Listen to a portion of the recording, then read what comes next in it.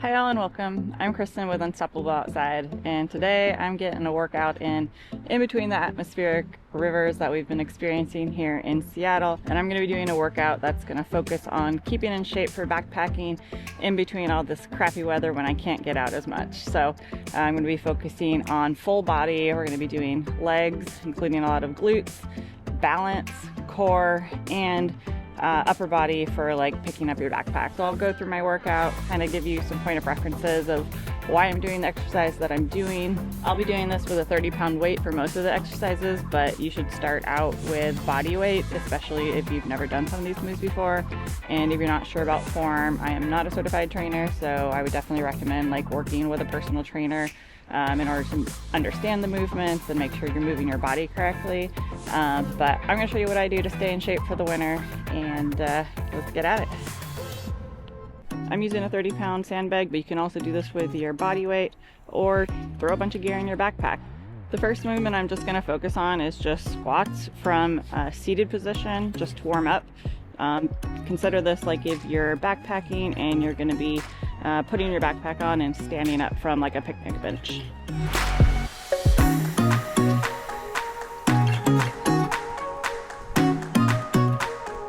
Okay, now that we're starting to get a little bit more warmed up, the other movement that you might want to consider is picking the backpack up. So this is going to be more of your upper body. So this sandbag has some really nice handles. So I'm going to grab and throw it onto the shoulder.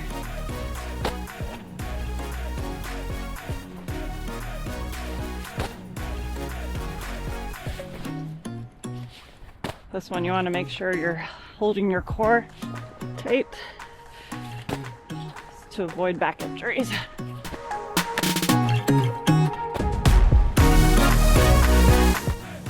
Another good exercise to be similar to picking up your backpack, using your core and supporting your back is wood choppers. So the sandbag's a little flimsy. You can do this with a weight or even like a medicine ball. A weighted medicine ball is a good one too, but you're going to be twisting. So think about like when you're picking up your backpack and slinging it on. This is a really good movement for that.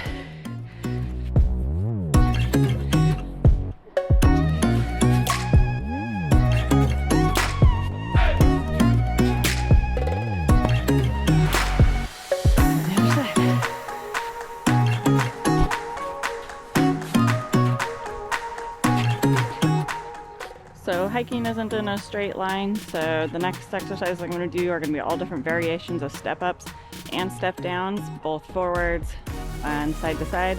You want to work all those muscle groups. It helps you stabilize when you're on the trail, and you also want to focus on balance. I mean, it's so easy for folks to twist or break an ankle out there, so all of this is going to help build up those muscles so that when you do hit that rock or hit that funny step, that you might be able to regain your balance and be good to go. So we're just going to start with some step ups just to continue to warm up the legs. We're going to start with just stepping up on the left side, and then we'll switch to the right side after 10. I'm doing the about, 12 to 16 inches here. But you can also just do this on like that lower step, maybe your stairs in your house, and work up to it. Warmed up now. All right, starting from the bottom, we're going to do step ups to the side.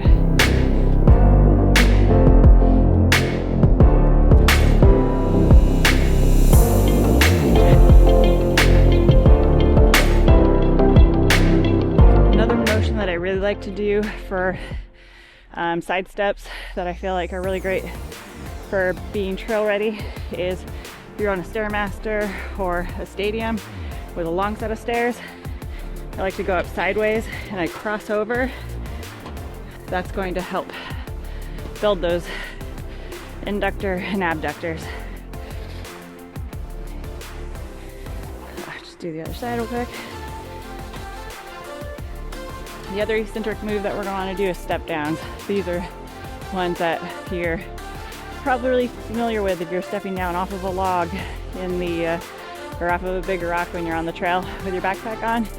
So again, that eccentric movement, stabilizing and going down over a bigger step is super important. So I'm just bracing my leg, slow and steady. So you can combine your step ups with your eccentric step downs by going up and over, and that's a much funner way to just get both ways of doing the movement. So step up, and then eccentric, slowly lower yourself down, turn around and do the other side.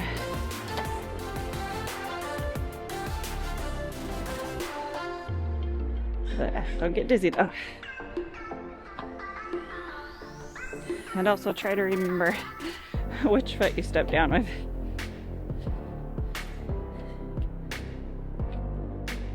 When you're doing the step down, you want to stabilize by keeping your butt back and engaged.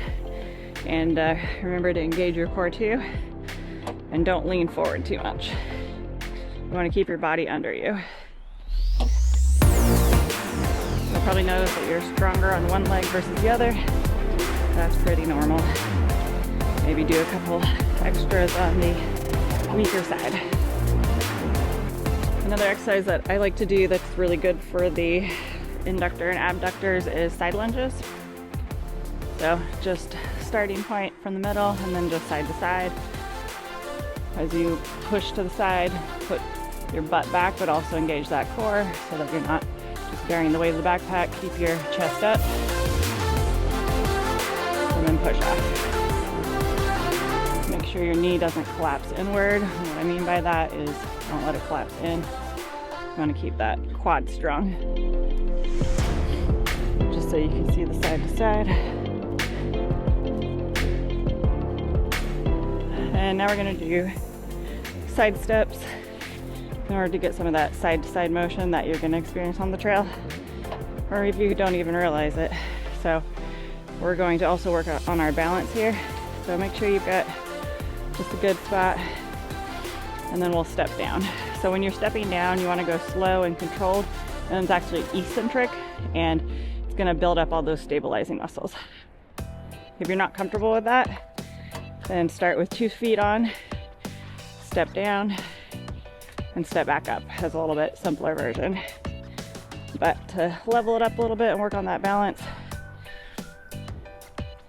step down, step back up. And if you're really good and kind of can do like pistol squats, try to just tap your heel.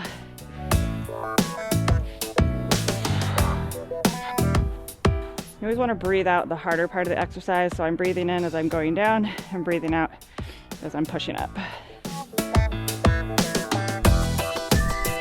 All right, I've got really bad balance on my right leg, my right ankle, just from breaking it a couple times, so bear with me on this one.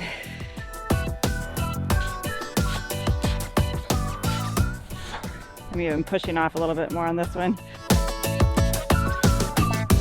So pushing a lot through the glutes. If you're engaging them properly, you will feel it. And make sure you're holding that core in to protect your back. Just get a little cardio burst, a little HIIT, high intensity interval training. We're gonna do just some up and overs using the Sandbag because it's stable enough. I find that just helps keep my muscles from getting too tight. It helps that lactic acid keep moving. So we're just gonna do some up and overs and get the heart rate going a little bit more. So I'm gonna be in a lower squat, or maintain that squat, and just keep going side to side.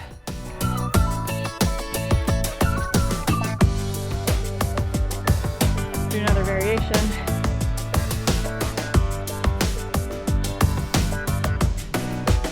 It was good for your brain too. You gotta think about your stepping. And when you're on the trail, you're always looking down, looking at your next step. That's why ladder drills are also really good with that mind-body connection. outside of movements that are more specific to how your body might be moving when you're out on the trail or picking up your backpack, I just like to do a lot of upper body for strength, and all of that includes stabilization of the core. It's going to keep your body strong no matter what. So we'll do it's called a power head. It's called a power clean with overhead press,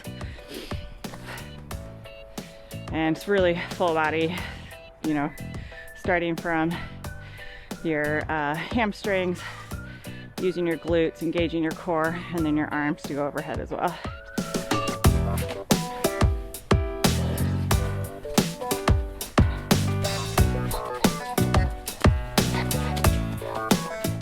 Another great one for balance is, and also works your hamstrings and glutes, is single leg deadlift.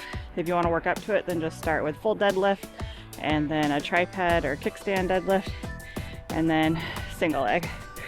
Deadlifts are trying to engage your hamstring up through your glutes, and then you want to be thrusting with your hips, and you don't want to be going down into too deep of a squat. So you want to feel your hamstrings, and then you're going to pop up. So slow down, slight bend in the knees, pop up.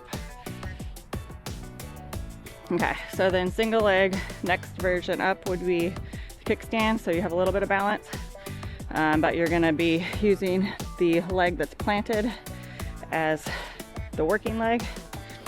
And so I just have the tip of my toe giving me a little extra balance, but it's the exact same movement. And then working up to that single leg balance, you're going to be hinging from the planted leg, going down, and then pop up. If you don't ever have to put your balanced or your unbalanced foot down, that's great. If you want to reset each time, that's fine as well. My balance sucks on my right leg. All right, and then I have been really enjoying working my arms and back more this year, so we're gonna get some rows in. One thing I also like about all the handlebars here is you have different variations for how you can hold this depending on what workout you're gonna do. So for rows, I like to grab the handlebars from this side. So this one, really important to make sure that you're not arching your back. You want to tuck in that pelvis and that core. Make sure to squeeze those elbows in at the top so that you're working the back.